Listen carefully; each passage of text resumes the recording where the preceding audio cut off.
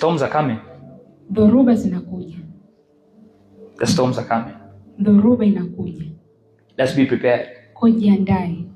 This is the month that God has given us. Huu ni mwezi ambao Mungu ametupa. Let's use it wisely. Wacha tuutumie kwa umakini. Your preparation, maandalizi yako will determine yataamua your sustainability.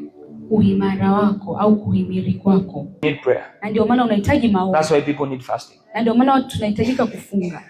You fail this month, ukishindwa mwezi huu, you'll struggle the whole year. Utahangaika mwaka mzima. Januarians, ukiwakuta wazaliwa mwezi wa kwanza, their life is always mixed up. Maisha yao wengi huwa ni mabaya au mabovu.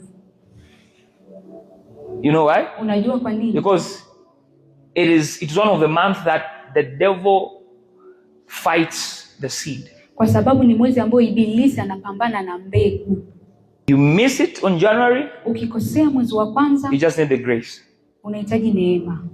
So when you understand January, kwa hiyo sasa ukielewa mwezi wa kwanza, you shall never take it for granted. Hautachukulia kwa urahisi au wepesi. Pray like no man's business. Omba kuliko siku zingine zote. Force yourself to fast. Jilazimishe kufunga. Because it is a month, kwa sababu ni mwezi which you set yourself into the spiritual realm. Ambao unajiweka sawa katika ulimwengu wa roho. You're setting a mark. Unaweka alama of who you are going to be in the whole year. Kwamba wewe utaenda kuwa nani katika mwaka mzima. Month of January, mwezi wa kwanza, it is the womb of the year. Ni tumbo la mwaka. So take it serious. Kwa hiyo ichukulie kwa umakini. Wake up at night, pray.